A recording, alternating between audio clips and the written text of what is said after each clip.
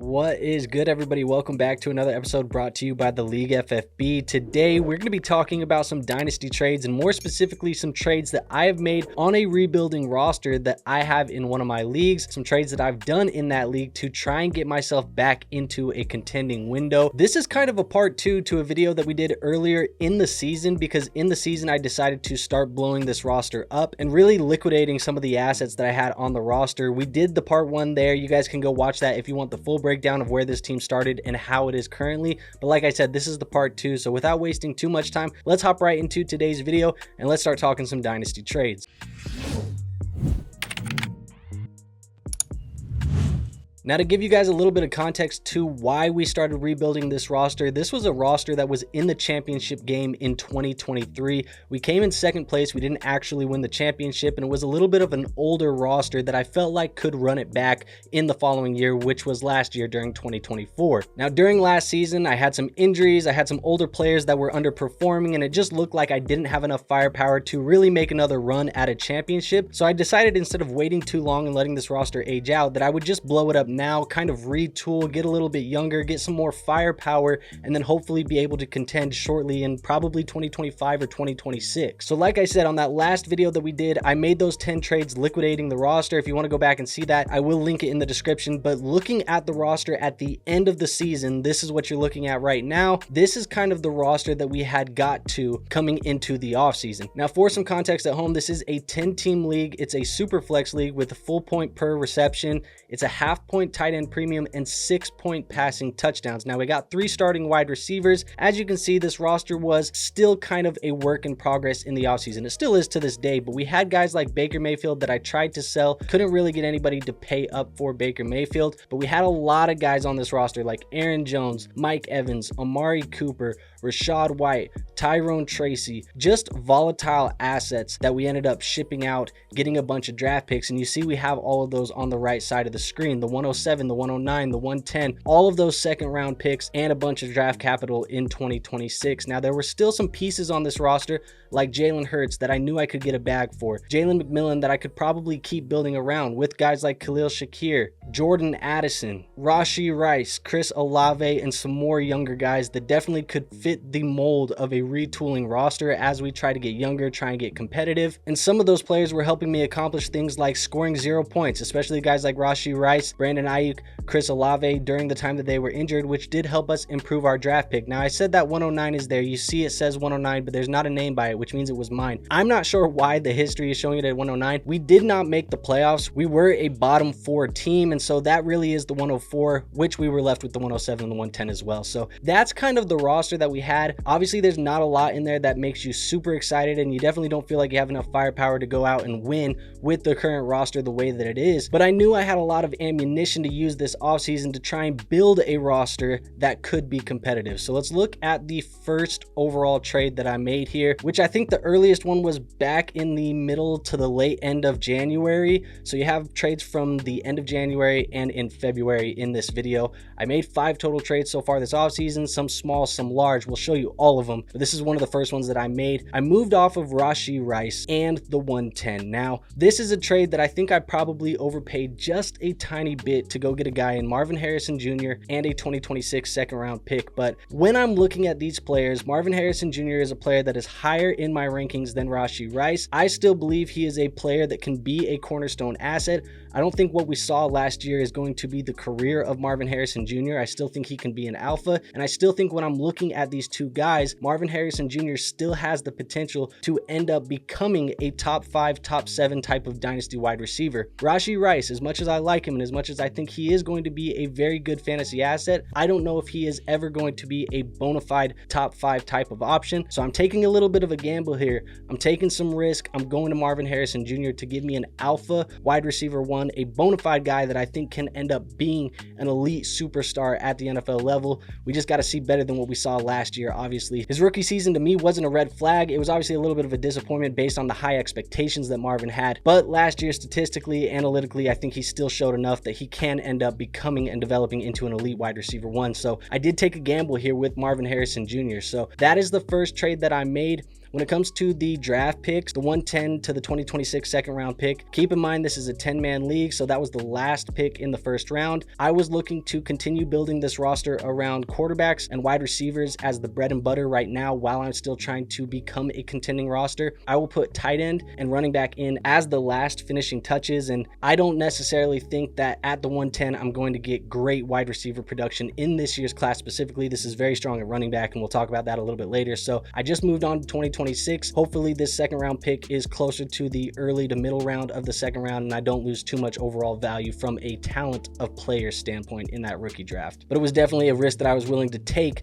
to move up a tier from Rashee Rice to Marvin Harrison in my own personal rankings. So let's move on to the next trade. The next trade for me was going to be just a quarterback swap. Like I said, I had some older players that I was just trying to get younger, get a little bit of a refresh to give myself a longer window to contend in for this next window. So when I do make a run at a championship, it can be a little bit longer than it was for this last one. I ended up moving off of Baker Mayfield and I got Brock Purdy. Now this was before Deebo Samuel was traded and before some of the Brandon Ayuk rumors, but we knew that Deebo Samuel was probably going to be somebody who was going to get moved this offseason. I don't necessarily regret it even after that trade. You have Baker Mayfield, who's 30 years old, a little bit older, obviously had a great year last year, and Brock Purdy, who's a lot younger than Baker Mayfield and is likely going to get a pretty substantial contract extension from the San Francisco 49ers to kind of lock him into Kyle Shanahan and this offense moving forward. Now, the departure of Deebo Samuel doesn't necessarily worry me too much because there are guys who are first round picks last year like Ricky Pearsall, Juwan Jennings, and obviously some other talented players on this roster. I think Brock Purdy is still going to give me similar production to what Baker Mayfield gave me, and he just gets me a couple more years on that back end where I don't really have to worry about quarterback production, and I can now kind of stream the matchups at my quarterback 2 position between guys like Kyler Murray and Brock Purdy. So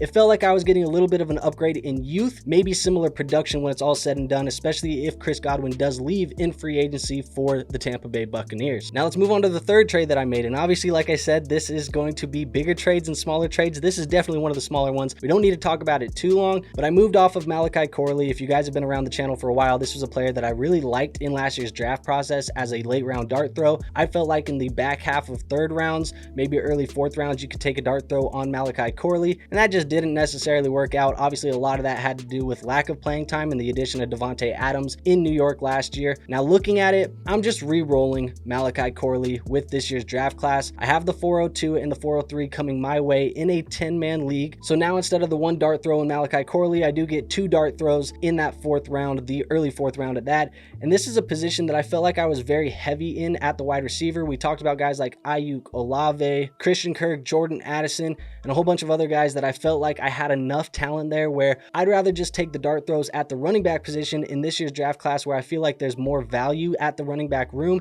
and that's definitely a position of need for me in this roster. So maybe I hit on a couple of those guys and get some talent that I can plug in while I'm turning into a contending roster. So yeah, ultimately, even though I'm not completely out on Malachi Corley, I was willing to just re-roll the dice, especially considering that he was giving me 2 of these picks for Malachi Corley. So let's move on to our next trade here. The next trade that I do have is a big swing, and I move off of Jalen Hurts and my 108 in this year's draft class. I moved the 108 5 spots back to the 203, which to me, it feels like in this draft class, there could be a very similar type of player at the 203 as there is at the 108. Now, obviously landing spots and things like that are going to change that and maybe dictate that as a tier break between those 2 picks, but I felt like going from Jalen Hurts to Jayden Daniels in my rebuild gave me enough upside, and just like the Brock Purdy and Baker Mayfield trade gave me a couple more years of youth where I could keep building around these quarterbacks for the future. So Jayden Daniels, to me, he is very similar tiered to Jalen Hurts in my rankings, but those 2 picks are going to be somewhat similar of players in my mind as well. Jayden Daniels, I think with some additions this offseason, the cap space that they have, maybe some improvements going into year 2. I don't even know if we've seen the fantasy football ceiling. This is a player that I think can be a top 5 fantasy football quarterback for the next 10 years, and having him with Kyler Murray and Brock Purdy in my QB room, this makes me feel super comfortable with that quarterback room. And I think Jayden Daniels, in a league where you are getting 6 points for the passing touchdown, I think he probably has a little bit more passing upside than Jalen Hurts. We've heard some AJ Brown rumors maybe being potentially traded. I think Jayden Daniels has room for improvement, whereas Jalen Hurts maybe has room to stay the same or see a little bit of regression if AJ Brown is moved off of here in the next couple of years, obviously as the Eagles get a little bit older as well. I think these are just 2 teams that, even though Jalen Hurts has been a dominant asset for a while now. I think Jayden Daniels has room to grow, and I'll take the risk there to have him on my rebuilding roster. And then with that early second round pick, again, I can just use it for running back, or I could go get a tight end like Colston Loveland, which could give me an additional tight end premium type of asset if he isn't selected, where I could improve at my tight end position or my running back position. So let's go on to the last trade here. This is the final trade that I made. Like I said, that 109 that it showed on the screen earlier, not sure why it showed it. It was actually the 104. You can see it in this trade. This was my pick. I wanted to continue improving at wide receiver. And like I said, I don't know if at the 104 in my specific league, this is a league that really values wide receiver,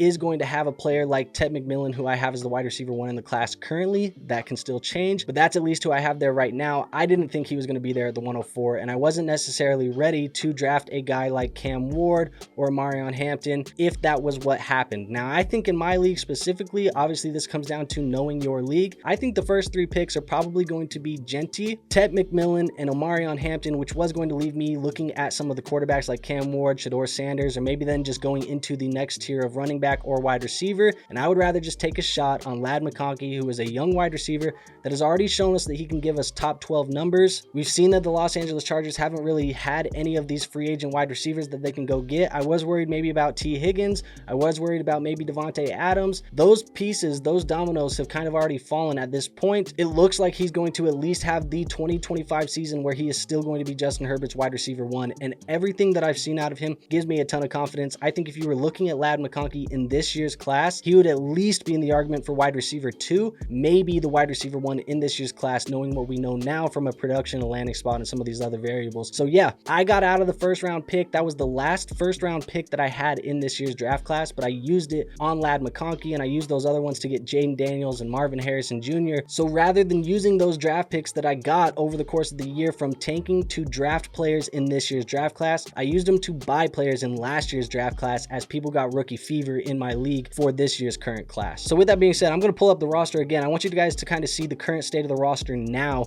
with the way that the team is. Again, you guys can see those settings at the top of the screen, but we have quarterbacks in Jayden Daniels, Kyler Murray, and Brock Purdy, which I feel like gives us a very, very good quarterback room that we can rely on for at least a half decade probably right now, 3 to 5 years that we're definitely going to be able to look at. Now, I don't necessarily play looking that far ahead into the future, but I think those guys give you some pretty good confidence. Our running back room, it is very, very weak. Obviously, that is something that we're going to improve and add to lastly. Isaiah Davis, Ty Chandler, Amari DiMercado, and Eric Gray, I think, are the only running backs even on the roster. I guess Carson Steele's sitting there on the taxi squad, but I have really no running backs on this roster. The good news is, though, I have the 201, the 203, the 204, the 205, the 207, the 208, the 209, the 210, and a whole bunch of other picks in this year's draft class that I think I can use to get some running back depth in a very good, deep running back class, or maybe I can find some potential starters at that position that do grow and develop over the course of the 2025 season. And even if I don't, I have some first round picks next year, 3 of them exactly, to go get a running back that I think could be the final kind of icing on the cake for this roster as I enter my championship window. Now, the wide receivers, I think we improved a lot. I got guys like Marvin Harrison Jr., Ladd McConkey, Jordan Addison, Chris Olave, Brandon Ayuk, Michael Pittman, Christian Kirk, Stephon Diggs, Jalen McMillan, Khalil Shakir, and some other guys as well. I think I'm pretty heavy at this position, so over the next couple of months, maybe early on in the season next year,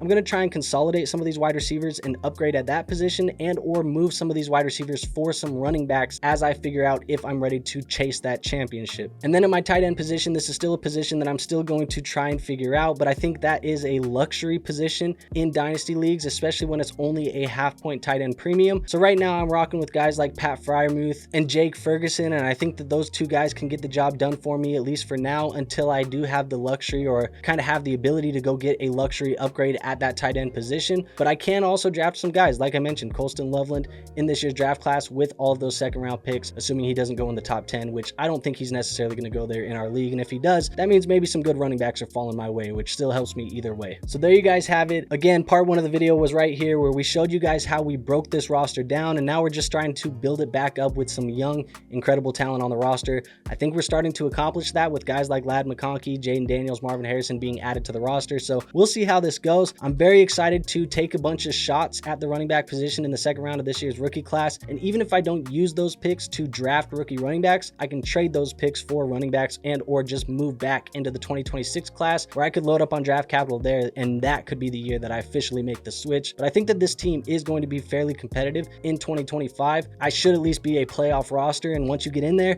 anybody can win any given week. So we'll see what happens. I'm going to keep you guys updated with this roster if you guys want that. Maybe we'll see if we make some more moves as we start flipping it into a contender. You guys will kind of see how we tore it down, built it up, and then flip the switch to full go contending type of mode. Now, if you did enjoy today's video, make sure you go hit that like button. Also, make sure you guys are subscribed to this channel. That way you can make sure you don't miss any of our future videos. We are trying to get to 5,000 subscribers by the NFL draft, so make sure you go do that for me. And last but not least, make sure you go join our free Discord. We do have a free Discord linked in the description, helping you guys with your Dynasty Fantasy Football teams 24/7, 365. But with all of that out of the way, I have nothing else for you guys today, so I will see you on our next episode. But until then, peace out.